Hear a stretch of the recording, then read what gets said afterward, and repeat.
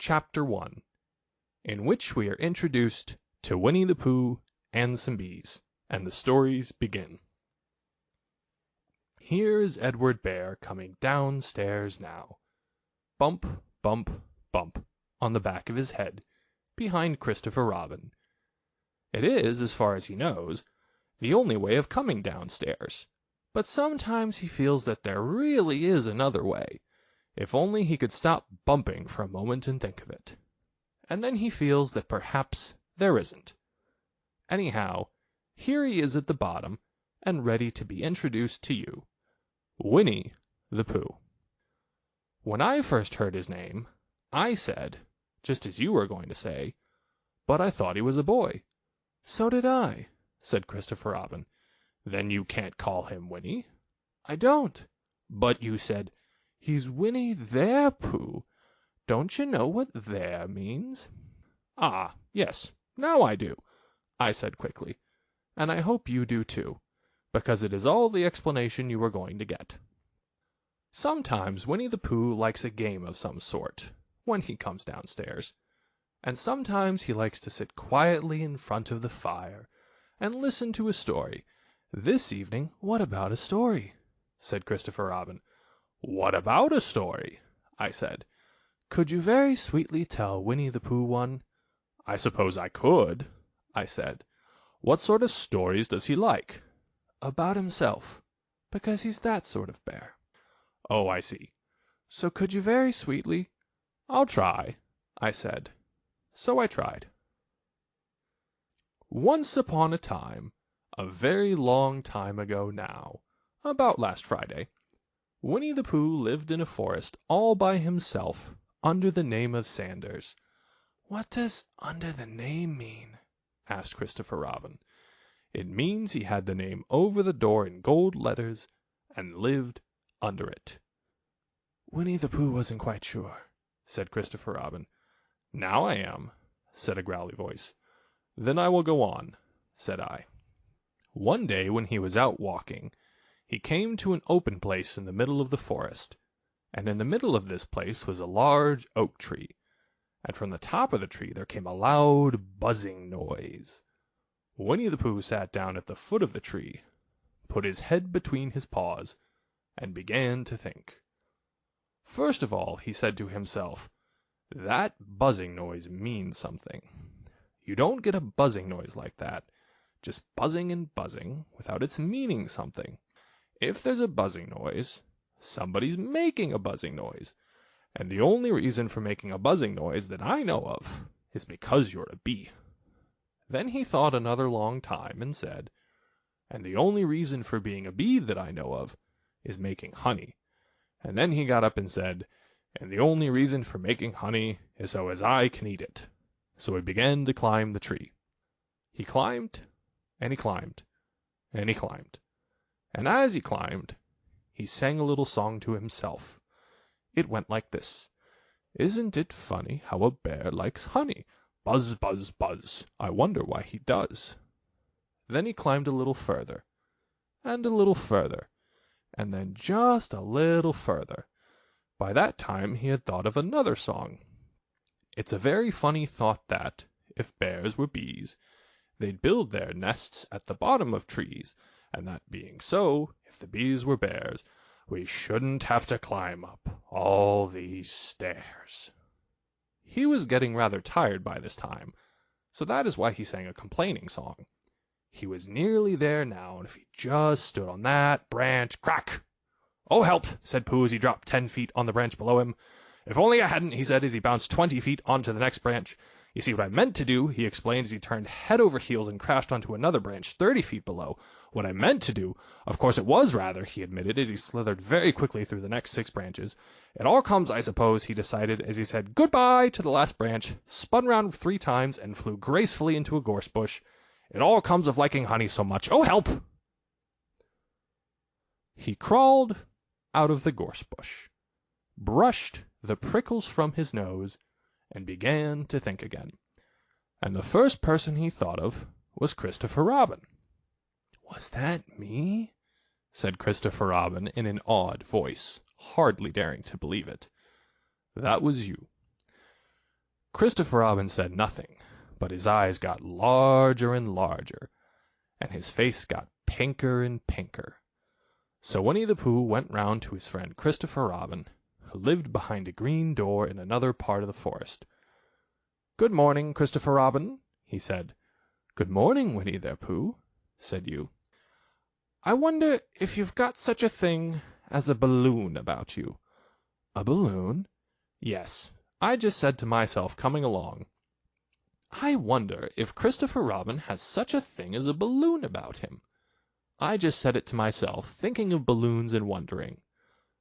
What do you want a balloon for? You said. Winnie the Pooh looked round to see that nobody was listening, put his paw to his mouth, and said in a deep whisper, Honey. But you don't get honey with balloons. I do, said Pooh. Well, it just happened that you had been to a party the day before at the house of your friend Piglet, and you had balloons at the party. You had had a big green balloon, and one of Rabbit's relations had had a big blue one, and had left it behind, being really too young to go to a party at all, and so you had brought the green one and the blue one home with you. Which one would you like? You asked Pooh. He put his head between his paws and thought very carefully. It's like this, he said. When you go after honey with a balloon, the great thing is to not let the bees know you're coming. Now if you have a green balloon, they might think you are only part of the tree and not notice you. And if you have a blue balloon, they might think you are only part of the sky and not notice you. And the question is, which is most likely? Wouldn't they notice you underneath the balloon? You asked. They might, or they might not, said Winnie the Pooh. You never can tell with bees.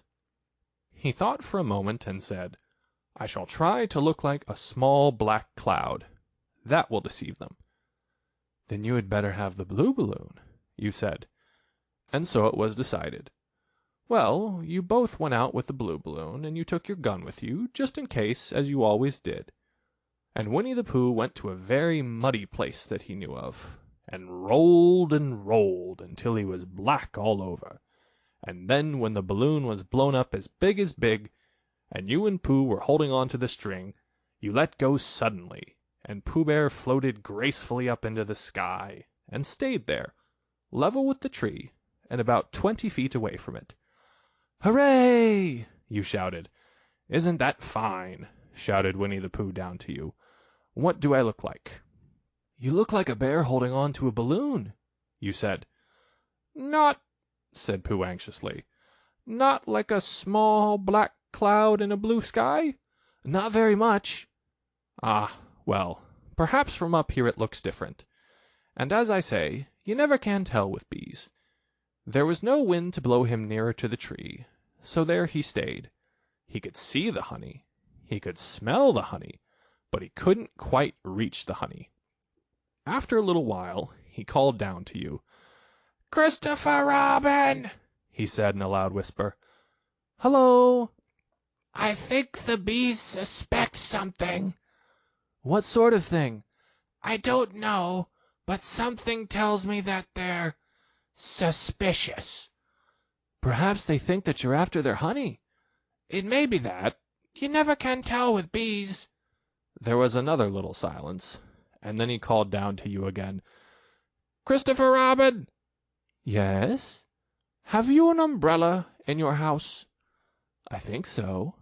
I wish you would bring it out here, and walk up and down with it, and look up at me every now and then, and say, Tut, tut, it looks like rain.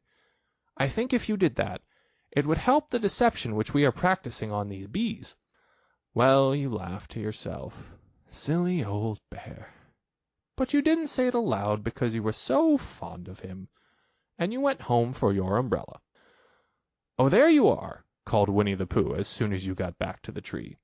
I was beginning to get anxious. I have discovered that the bees are now definitely suspicious. Shall I put my umbrella up? You said. Yes, but wait a moment. We must be practical. The important bee to deceive is the queen bee. Can you see which is the queen bee from down there? No. A pity. Well, now if you walk up and down with your umbrella, saying, 'Tut, tut, it looks like rain,' I shall do what I can by singing a little cloud song, such as a cloud might sing. Go!" So while you walked up and down, and wondered if it would rain, Winnie the Pooh sang this song. "How sweet to be a cloud, floating in the blue. Every little cloud always sings aloud. How sweet to be a cloud, floating in the blue. It makes him very proud to be a little cloud." The bees were still buzzing as suspiciously as ever. Some of them, indeed, left their nest and flew all round the cloud, as it began the second verse of this song, and one bee sat down on the nose of the cloud for a moment, and then got up again. "Christopher, ow! Robin!" called out the cloud. "Yes?" "I have just been thinking, and I have come to a very important decision. These are the wrong sort of bees." "Are they?" "Quite the wrong sort, so I should think they would make the wrong sort of honey, shouldn't you?" "Would they?" "Yes, so I think I shall come down." "How?" asked you. Winnie the Pooh hadn't thought about this. If he let go of the string, he would fall bump, and he didn't like the idea of that. So he thought for a long time, and then he said, "Christopher Robin, you must shoot the balloon with your gun. Have you got your gun?" "Of course I have," you said. "But if I do that, it will spoil the balloon," you said. "But if you don't," said Pooh, "I shall have to let go, and that would spoil me." When you put it like this, you saw how it was, and you aimed very carefully at the balloon, and fired. "Ow!" said Pooh. "Did I miss?" you asked. "You didn't exactly miss," said Pooh, "but you missed the balloon." "I'm so sorry," you said, and you fired again. And this time you hit the balloon, and the air came slowly out, and Winnie the Pooh floated down to the ground.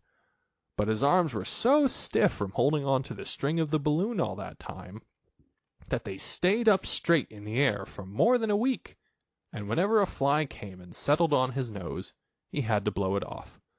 And I think, but I am not sure, that is why he was always called Pooh. "Is that the end of the story?" asked Christopher Robin. "That's the end of that one. There are others." "About Pooh and me?" "And Piglet and Rabbit and all of you. Don't you remember?" "I do remember, and then when I try to remember, I forget." "That day when Pooh and Piglet tried to catch the heffalump." "They didn't catch it, did they?" "No." "Pooh couldn't because he hasn't any brain. Did I catch it?" "Well, that comes into the story." Christopher Robin nodded. "I do remember," he said. "Only Pooh doesn't very well, so that's why he likes having it told to him again, because then it's a real story, and not just a remembering." "That's just how I feel," I said. Christopher Robin gave a deep sigh, picked his bear up by the leg, and walked off to the door, trailing Pooh behind him. At the door he turned and said, "Coming to see me have my bath?" "I might," I said. "I didn't hurt him when I shot him, did I?" "Not a bit." He nodded and went out, and in a moment I heard Winnie the Pooh, bump, bump, bump, going up the stairs behind him. End of chapter 1.